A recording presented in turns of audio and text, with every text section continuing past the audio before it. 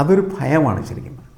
കാരണം ന്യൂനപക്ഷങ്ങൾ ഒറ്റക്കെട്ടായി UDF-നൊപ്പം നിൽക്കുകയും മലപ്പുറം ജില്ലയിൽ പ്രതിപക്ഷത്തെ പോലും ഇല്ലാതാക്കുകയും ചെയ്ത ഒരു പ്രതിഭാസമായിട്ട് മാറി എന്നുള്ളതാണ്. അങ്ങനെ മാറിയ സമയത്താണ് CPM-ഉം അതുപോലെ തന്നെ മുഖ്യമന്ത്രിയും അത് ഭയപ്പെടുകയും ഈ തദ്ദേശ സ്വയംഭരണ സ്ഥാപനങ്ങളിലേക്ക് നടക്കുന്ന തെരഞ്ഞെടുപ്പിന് മുമ്പുണ്ടായിരുന്ന അവരുടെ ഗർവിഷ്ഠമായിട്ടുള്ള മനസ്സിനെ, ഗർവിഷ്ഠമായിട്ടുള്ള കാഴ്ചപ്പാടിനെ അടിയേൽക്കുകയും ചെയ്തു. ജനങ്ങളിങ്ങനെ അടിക്കും എന്ന് തിരിച്ചറിഞ്ഞു കഴിഞ്ഞിരിക്കുന്നു.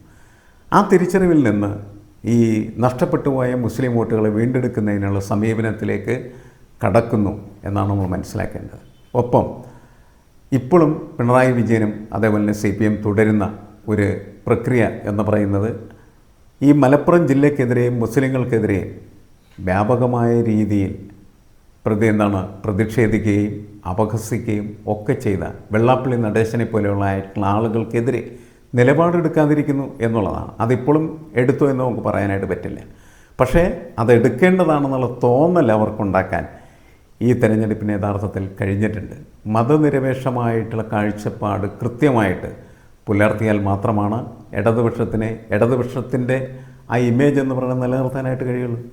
ആ തിരിച്ചറിവിലേക്ക് യഥാർത്ഥത്തിൽ CPM വരുന്നുണ്ടോ എന്ന ചോദ്യവും ഈ സമസ്ത സമ്മേളനം നമ്മുടെ മുന്നിൽ അവതരിപ്പിക്കുന്നുണ്ട് എന്നാണ് എനിക്ക് തോന്നുന്നത്.